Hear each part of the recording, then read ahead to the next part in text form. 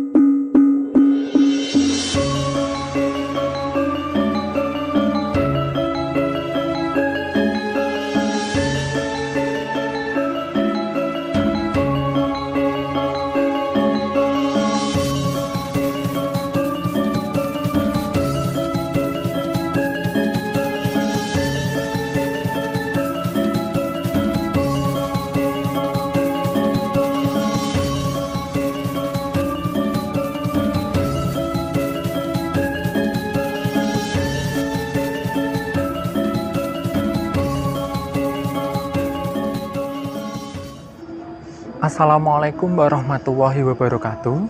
Salam rahayu bagi kita semuanya. Perkenalkan, nama saya Hendrik Saka.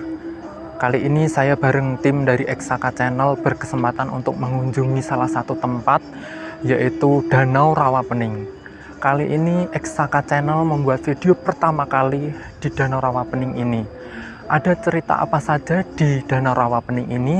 Tetap bersama kami Eksaka Channel, karena di Eksaka Channel setiap jengkal tanah pasti punya cerita.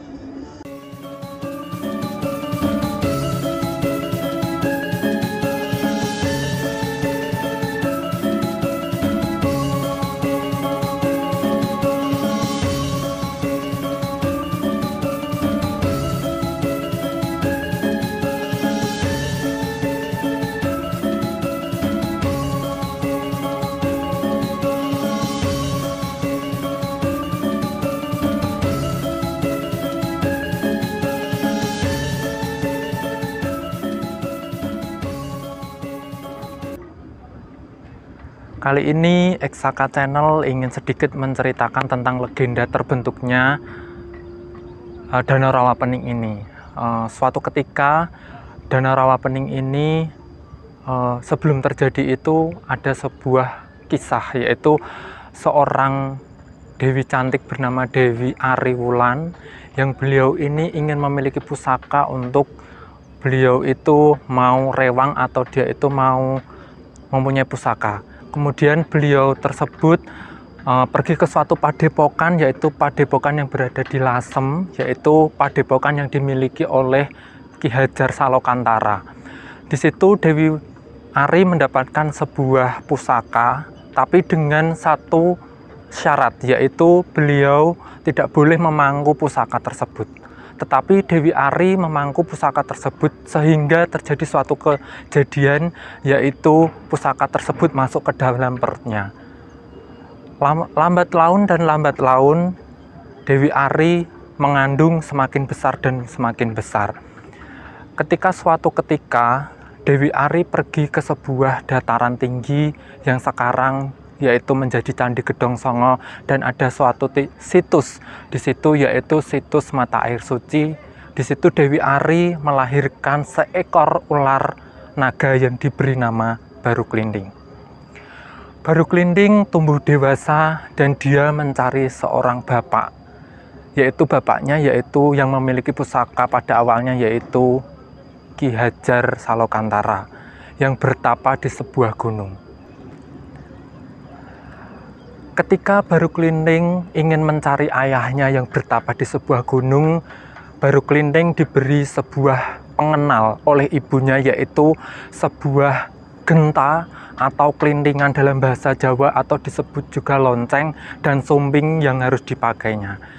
Ketika Baru Klinting ingin menemui ayahnya dan dia melewati semua rintangan yang ada, Baru Klinting tibalah di sebuah gunung dan bertemu dengan ayahnya. Ketika bertemu dengan ayahnya Ki Hajar Salokantara, Baru Klinting diberikan syarat agar ayahnya itu percaya bahwa itu anaknya atau pusakanya yang dikandung oleh Dewi Ari. Baru Klinting disuruh mengitari sebuah gunung. Ketika itu Baru Klinting mengitari sebuah gunung yang ditunjuk oleh ayahnya. Ketika diitari gunung tersebut oleh badan Baru Klinting, ternyata kurang 1 jengkal dan disambung dengan lidahnya. Ketika disambung dengan lidahnya tersebut, sang ayah memotong lidah tersebut dan lidah tersebut berubah menjadi sebuah pusaka mata tombak. Setelah kejadian dipotong lidah oleh ayahnya, Baru Klinting disuruh ayahnya untuk bertapa di gunung tersebut. Suatu ketika di suatu daerah ingin mengadakan sebuah pesta, yaitu Desa Patok. Warga Desa Patok berbondong-bondong untuk mencari sumber makanan, untuk mencari daging ke sebuah hutan, dan sampailah warga tersebut berburu di hutan tempat Baru Klinting bertapa. Ketika itu warga mendapati sebuah hewan yang sangat besar dan dipotong-potonglah oleh warga tersebut dan dibawa pulang untuk pesta.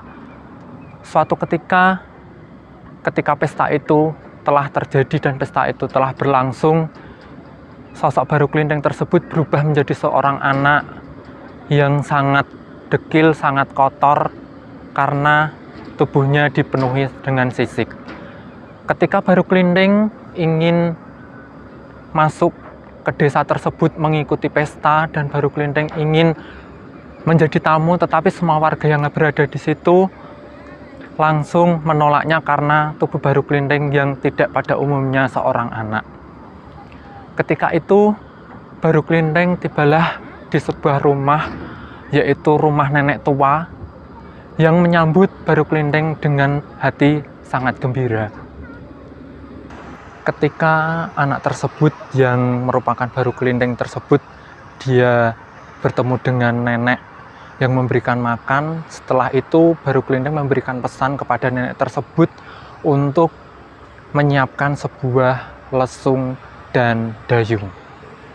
Ketika anak tersebut memberikan pesan kepada nenek tersebut bertanya, "Ada apa? Aku harus mempersiapkan itu." Kemudian anak tersebut menjawab, "Siapkan saja, Nek, karena akan terjadi sesuatu di tempat ini." Kemudian anak tersebut pergilah ke suatu tempat yang merupakan pusat pesta dari Desa Patok tersebut. Tetapi anak tersebut masih dicemooh dan masih dihina dengan warga sekitar. "Kenapa kamu datang ke sini? Kamu tidak berhak untuk mengikuti pesta ini." Kemudian anak tersebut memberi atau membuat sebuah sayembara dengan menancapkan sebuah lidi di tanah. Anak tersebut bilang, "Siapa yang bisa mencabut lidi ini akan terkabul segala permintaannya." Tetapi semua orang mencoba mencabut lidi tersebut, tetapi tidak ada yang bisa. Setelah itu anak tersebut yang merupakan jelmaan dari Baru Klinting mencabut dengan mudah dan keluarlah sebuah air yang sangat besar dan jernih dan menenggelamkan desa tersebut. Itulah cerita legenda yang melatar belakangi terbentuknya Danau Rawapening ini. Dari legenda tersebut kita dapat belajar bahwa kesombongan, bahwa sesuatu yang baik akan dibalas dengan yang baik.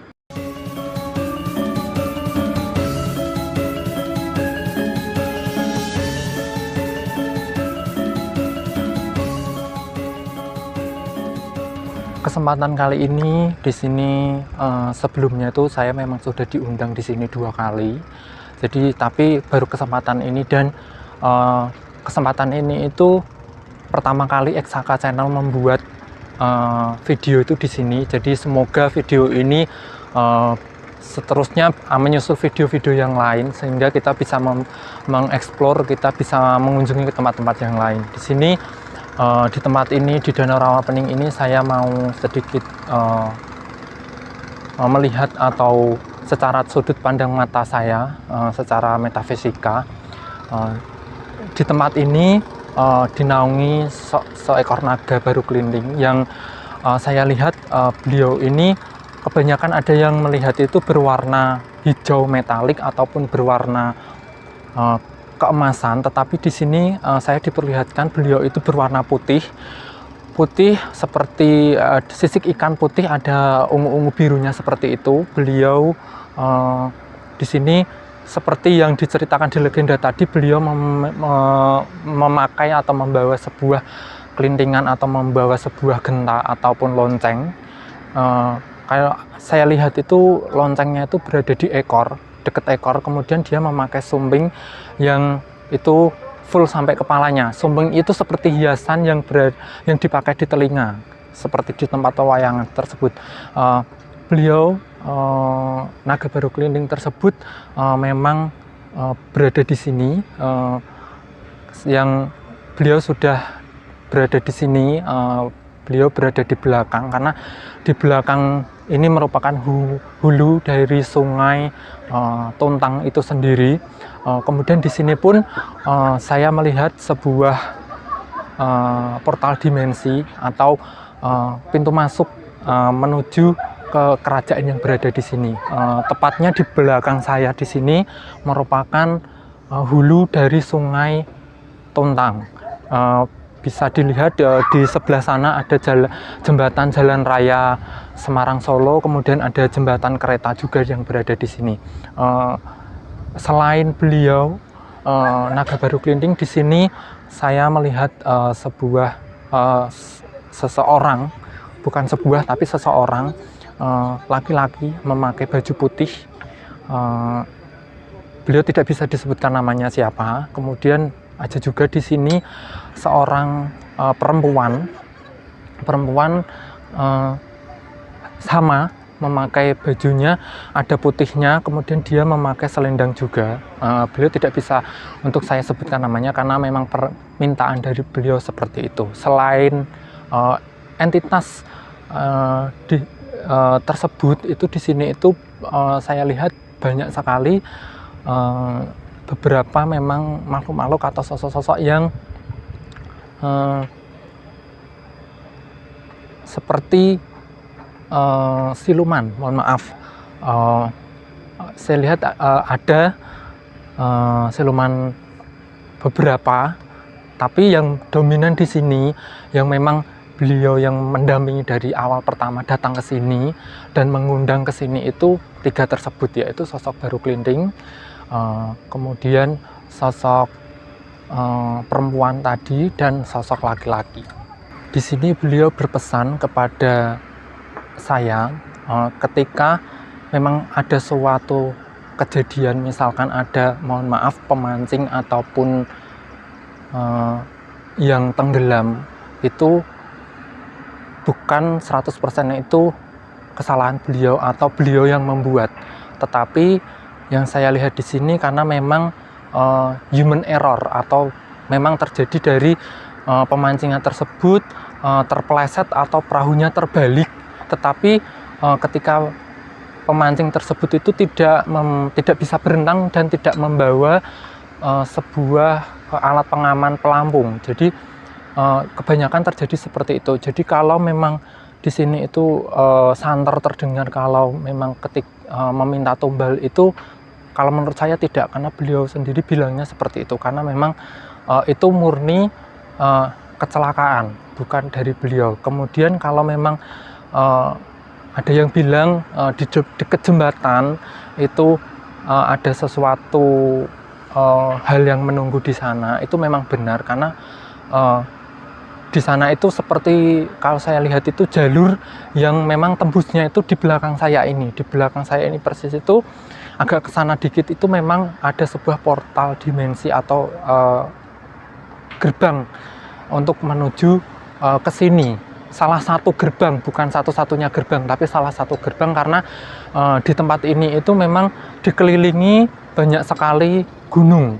Seperti di sana ada Bukit Guarong, ada Gunung Merbabu, ada Gunung Telomoyo, ada Gunung Ungaran, dan ada Gunung Gajah. Memang dari beberapa tempat tersebut itu memang ada beberapa gerbang, salah satunya itu yang berada di belakang saya ini.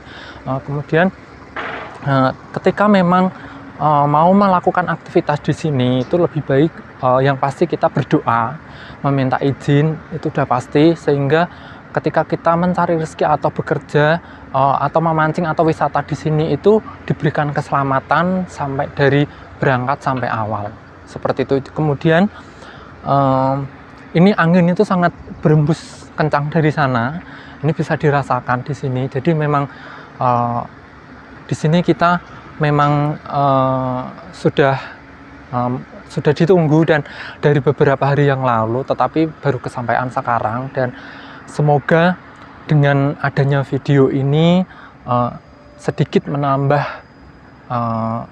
pengetahuan atau sudut pandang dari cara yang lain. Demikianlah video dari kami Eksaka Channel. Kami mohon maaf yang sebesar-besarnya apabila dalam kita penyampaian materi ataupun sudut pandang itu berbeda, karena kita sudah berusaha untuk mencari literatur, kemudian ketika memang kita melihat secara metafisika itu secara sudut pandang dan pendapat saya. Jadi saya mohon maaf apabila video pertama dari kita Eksaka Channel itu banyak kekurangan. Terus dukung kita Eksaka Channel dengan klik tombol subscribe, like, komen, dan share sebanyak-banyaknya sehingga kita bisa menelusuri ke tempat-tempat yang lain. Terima kasih.